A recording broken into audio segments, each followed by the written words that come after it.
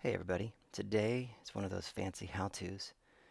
Show you how to get more out of your LVX, and particularly with the MercuryX. I found out that the LVX can send preset change messages via a MIDI cable and allows you to control which preset it's on. You know, you can do the banks as well.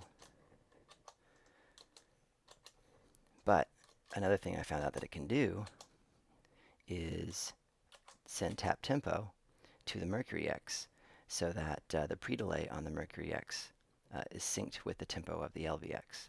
So I'm going to show you how to do it real quick. First of all, you're going to need a 5-pin MIDI cable like that. There we go. Something like that. 5-pin DIN, or 5-pin DIN. It goes on the MIDI out of the LVX. And it goes, that one goes to the MIDI in on the MercuryX. I have another cable coming out on the MIDI out. I'll show you why in a sec.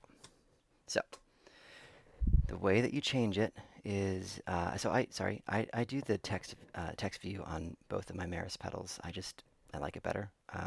The bubble view is beautiful, but this is easier for me to kind of wrap my head around what's going on.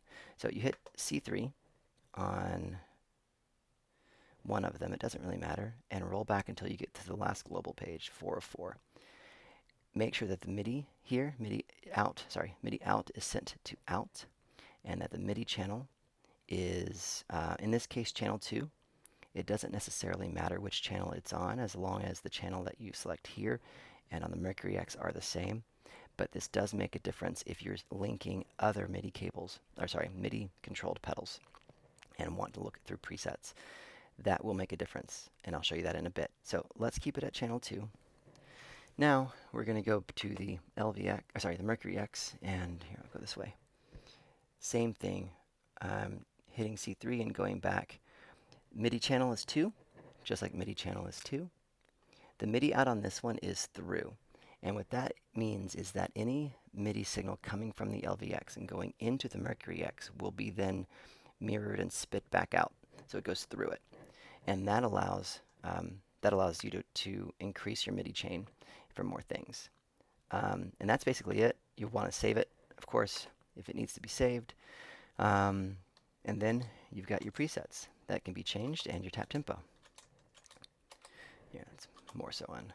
It changes the tap tempo. Here, let's just do, number 3. Well, did you notice that? I changed the preset on the MercuryX. It did nothing to the LVX because the MIDI communication in this case is one way, so it only goes from the LVX this way to the MercuryX. Anything done on the MercuryX does not get sent to the LVX, and realistically does not go anywhere else. So to show you that it does change the pre-delay, I don't know if you can see that right there. The pre-delay time says 375 BPM. When I tap this, that's 111 BPM. If I go faster, back up to 375. Go slow, 54. And I can check here to make sure. There it is. That says 53. 70 and 70. See, it's there. So that's that part of it. Now, you may be asking, why did I throw another guy in here, another MIDI cable? And it's because I want to show you that it also can change the presets. Can this come down at all? For other pedals that can receive MIDI. So again, this is just for visuals. It's nothing else. On the CXM, it's also 5-pin. So that has a MIDI 5-pin DIN going into the MIDI in. And I'm actually using this guy, this disaster area MIDI box 4.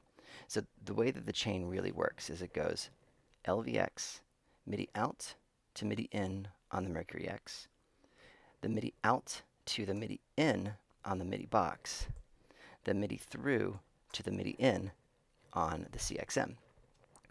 When the MIDI box gets the MIDI information, it actually then mirrors to all 4 of the outputs.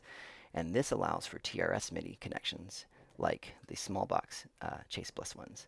So I'm going to move this out of the way, and you can kind of see then, at least in this instance, that it is going to make some changes. You'll notice that the numbers here will all make sense and line up. The mood doesn't have numbers that it shows, so but it's the same thing. So you hit 1, it's preset 1 on all of these. Realistically, preset 1 on the mood is there as well.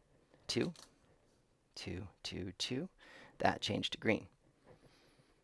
3, 3, 3. Back to red, because that's how Chase Bliss does that.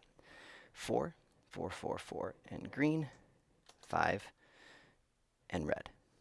So on and so forth. Now, just real quick, if you have something like the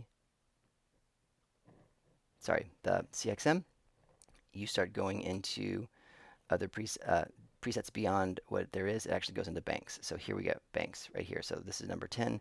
This is the red bank, bank 0. That would then mean that bank 20 goes into the green bank. And just be curious, I don't think 30 and beyond doesn't do anything because there's only, I guess, 29 presets built into there. So there's that. And super fun stuff. I hope you learned something. It's super easy, and really you don't need all of this. If you just have these 2 pedals or the LVX and 1 other pedal, then that's all you need. One last note, the reason why I had the LVX set to channel 2 on the MIDI, sorry, go there, to MIDI channel 2, is because I know that the Chase Bliss stuff listens automatically to channel 2. This would then mean if you wanted to only control presets for the MercuryX, you could change the MIDI channel to something else. This case, 8 for some reason. And then as I hit the presets, it changes on the MercuryX, but does not on these 2. So you have to make sure that they're all on the same channel, or if you don't want them to be controlled, the preset changes, then don't put them on the same channel. Let me know if you have any questions. As always, thanks for watching. Like, subscribe, all that fun stuff. Leave a comment. Let me know what you think.